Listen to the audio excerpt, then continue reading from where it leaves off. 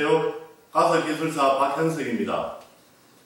많은 분들이 가스기술사를 취득하는데 지름길이 없느냐, 또는 좀 더 쉽게 준비를 할 수 있는 방법들이 무엇이 있느냐, 이런 질문들을 많이 합니다.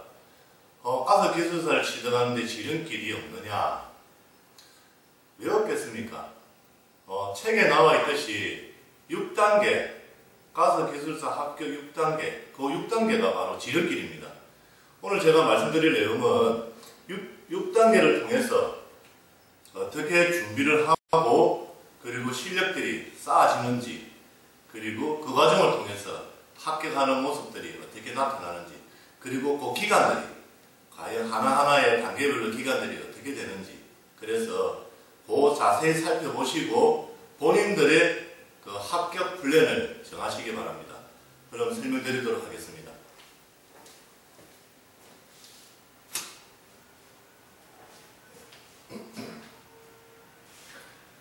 자, 가스기술사 필독서 합격 6단계는 25페이지부터 49페이지에 실려 있습니다. 참고하시고 같이 보시기 바랍니다. 6단계는 첫 번째 가스기술사 시험의 이해 부분입니다. 그리고 두 번째 기출문제 분석 부분입니다. 세 번째는 키워드 자료 취합입니다.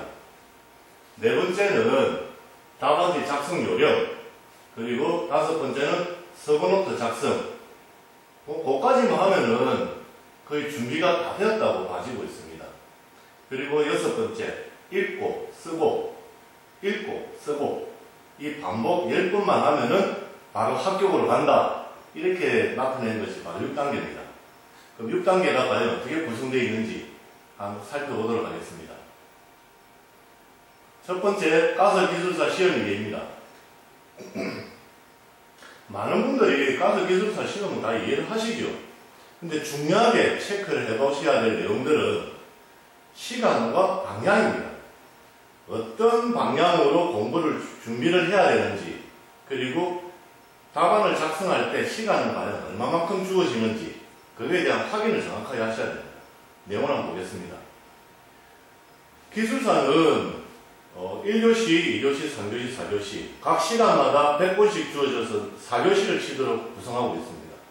그리고 이 포인트에 나와 있듯이 1교시는 13문제 출제되어서 10문제를 풀고, 나머지는 6문제 출제되어서 4문제를 풀도록 그렇게 구성되어 있습니다.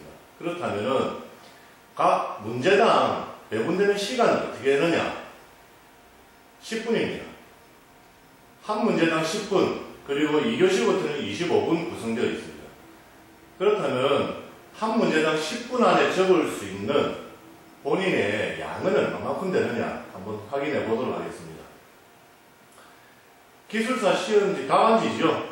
답안지는 이렇게 구성되어 있는데 10분 동안 적을 수 있는 양이 과연 얼마만큼 되느냐, 이 내용은 신문의 내용을 쭉 보고 적은 겁니다. 생각하는 것이 아니고 신문의 내용을 그냥 보고 적었는데 10분 만에 딱 요 정도, 한 3분의 2 정도 조금 넘지요. 그 정도 분량을 적을 수 있었습니다. 물론 실제 답을 적을 때는 중간에 그림이 또 하나 들어가겠죠. 그림이나 뭐 장표나 표나 이런 부분이 들어가면은 조금 더 늘어날 건데, 결국은 그래 본다면은 한 페이지 분량이 10분에 적을 수 있구나라고 인식을 하시면 됩니다. 그렇다면 10분에 적을 수 있는 것은 한 페이지다 라고 이해를 하시면 됩니다. 이제 또 보실 거는, 그럼 기술사 시험을 준비하는데 어떠한 방향으로 준비를 해야 되느냐. 필독서에 나와 있듯이 2001년부터 2015년 총 28회에 868문제를 분석을 했습니다. 분석 내용은 정의, 종류, 절차, 법 기준, 이해 설명, 동량, 계산. 이 내용들은 출제된 문제가 무엇을 묻느냐라는 그렇게 구분을 해본 겁니다. 그런데 이렇게 구분해보고 나니까 정의에 대한 문제가 이렇게 높습니다. 367문제. 그리고 종류에 대한 문제가 217문제. 그리고 절차, 법 기준, 이해 설명, 동량, 계산. 오히려 좀 작지요, 문제 수가. 그런데 이렇게 분석해놓고 보니 이런 결과가 나타납니다. 정의, 종류, 절차, 법 기준에 대한 내용이 사실 출제 문제에 대해서 개요에 대한 설명사항입니다. 이 내용은 무엇이냐라고 묻는 것이 전체 문제의 80%를 차지하고 있다라고 봐지고 있습니다. 이걸 보면은 앞으로 공부를 해야 될 방향은 키워드의 개요 중심으로 공부를 해야 되겠다라고 이제 방향이 나오죠. 그렇다면 전체적으로 한번 보겠습니다.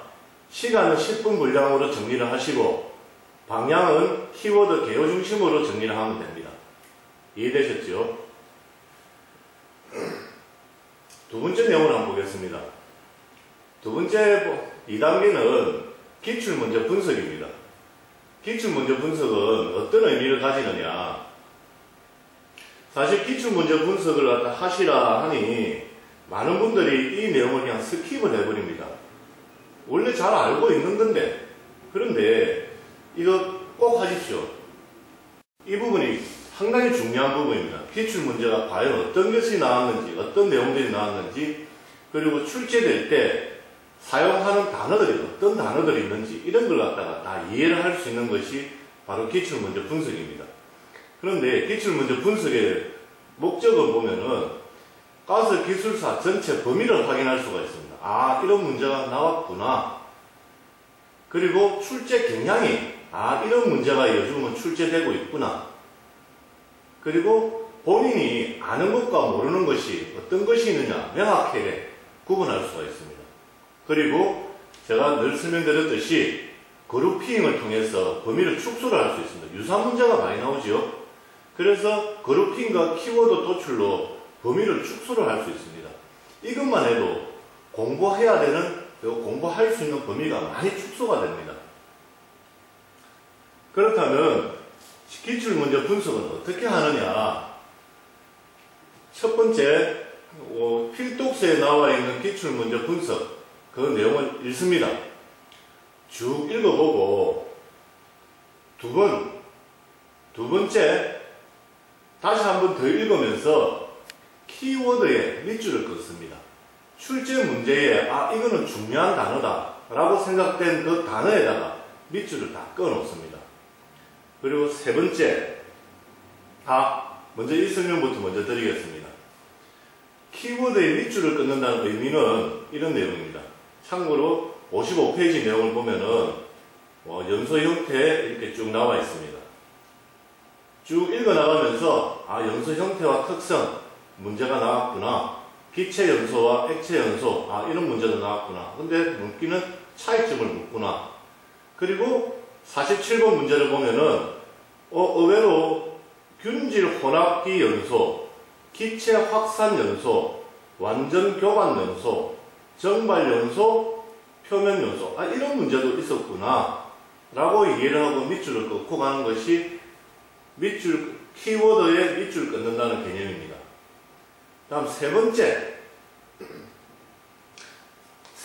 다시 읽으면서 그룹별로 구분되어 있는 내용의 주요 내용을 확인하는 겁니다. 이 내용은 무슨 말씀이냐면은 아까와 같이 55페이지 내용을 보면은 보통 연소의 특성이나 형태를 보면은 균질 혼합기 연소나 기체 확산 연소 이런 말 잘 안 씁니다. 그런데 실제 문제에서는 연소의 5가지 기본형은 이렇게 있다라고 표현하고 있습니다. 그렇다면은 실제로 저희들이 공부하면서 알아야 될 내용은 이 부분이겠죠. 이 5가지를 정확하게 알아야지 다음에도 아예 기본형은 이렇게 나올 수가 있구나 라고 이해를 하는 겁니다. 그래서 그룹별로 주요 내용은 이런 것이 있었구나 라고 이해가 되는 겁니다. 또 다른 예를 보면은 64페이지 내용 보면은 가스 호환성, 웨버지수, 속도지수, CP지요. 이런 내용들이 그룹핑으로 되어 있는데, 그런데 보통 보면은 공부를 하는 과정 중에서 가스 호환성 따로 공부를 하고 웨버지수 따로 공부하고 속도지수 따로 공부를 하지요. 물론 웨버지수를 딱 묻는 문제가 나왔기 때문에 웨버지수 답을 하면 됩니다. 그런데 전체 내용을 갖다 본다면은 이게 다른 내용이 아니라는 거죠. 가스 호환성과 외부 지수와 속도 지수는 하나의 문제다라고 이해를 하는 겁니다. 그게 바로 그룹별로 주요 내용을 확인하는 과정입니다. 한 번 더 다른 내용을 한번 보겠습니다. 64페이지 바이오가스입니다. 바이오가스의 내용을 보면은, 자, 바이오가스에 대해서 직접적으로 이렇게 정의를 물었던 내용도 있지만, 실록산에 대한 내용도 물었습니다. 그리고 플랜트에 대한 내용도 물었고, 그리고 매립지 가스에 대해서 악취 물질에 대한 내용도 물었습니다. 그런데 이 전체 내용을 보면은 바이오가스의 정의, 그리고 플랜트, 그리고 악취 물질의 종류와 내용들, 그리고 실록산의 내용이 하나로 묶어서 공부를 해야 되겠구나라고 이해가 되는 겁니다. 바로 이렇게 전체 내용이 바이오가스는 이걸 전체를 다 알아야지 바이오가스를 안다라고 이야기할 수 있구나라고 전체 내용을 확인하는 작업이 세 번째 읽으면서 확인하는 부분입니다. 즉, 첫 번째는 기출문제 분석이라는 첫 번째는 기출문제 내용을, 필독서 내용을 그냥 한번 쭉 읽어봅니다. 그리고 두 번째 다시 읽으면서 키워드의 밑줄을 끊는 겁니다. 그리고 세 번째 다시 또 읽으면서 그룹별로 주요 내용이 어떤 것이 있느냐 확인하는데, 이 확인하는 작업 중에 우리가 손바닥만 하는 그 메모지가 있죠. 링으로 뚫려있는, 그 링으로 뚫려있는 메모지에다가 이 그룹별로 주요 내용이 무엇이 있는지를 갖다 다 적어 놓습니다. 내용을 적어 놓는 것이 아니고, 이런 내용, 이런 제목들이 있었구나, 그리고 이렇게 그룹핑을 하는구나 라는 손바닥만한 메모지에다 쭉 다 적어 놓으면은 그룹별 전체 내용이 다 됩니다. 이렇게 적어 놓은 내용은 추후에 나중에 다 활용되니 미리 다 적어 놓습니다. 나중에 활용되는 것은 제가 또 말씀드리겠습니다. 그럼 세 번째 과정을 보면은 키워드 자료 취합입니다. 이 키워드 자료 취합은 두 번째 읽으면서 키워드의 밑줄을 껐죠. 밑줄 쭉 꺼놓은 내용이 어떤 내용이 있는가, 이제 자료를 취합하는 겁니다. 자료 취합하는 방법은 이렇습니다. 필독서 내용을 일단 무조건 쭉 읽습니다. 그냥 첫 번째 읽을 때는 단어나 그룹핑 되어 있는 내용들이 눈에 안 들어올 수가 있습니다.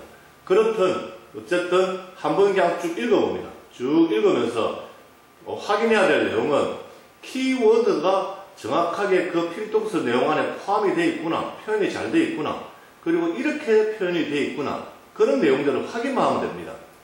따로 공부하는 내용은 아닙니다. 그냥 읽어보는 내용입니다. 그리고 두 번째, 혹여나 내용 중에 키워드 내용 중에 누락된 부분이 있을 수 있습니다. 그 누락된 부분은 인터넷이나 아니면 다른 참고 자료를 통해서 복사해서 그 필독서의 해당 페이지에 붙여놓으면 됩니다.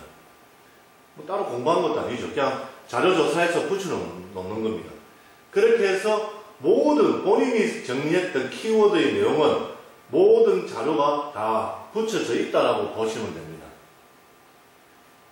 그러면 네 번째지요. 네 번째, 답안 작성 요령입니다.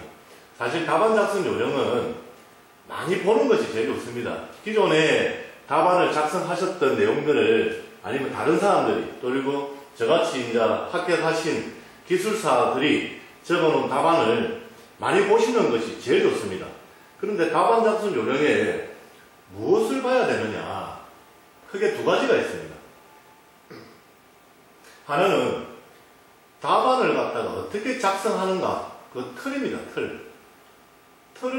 기본 틀이 어떻게 작성되어 있는가를 보는 것이고, 두 번째는 각 방면에 흩어져 있는, 알고 있는 내용들을 어떻게 엮어서 서술을 하느냐. 아까 제가 말씀드렸죠. 이 부분에서 바이오가스에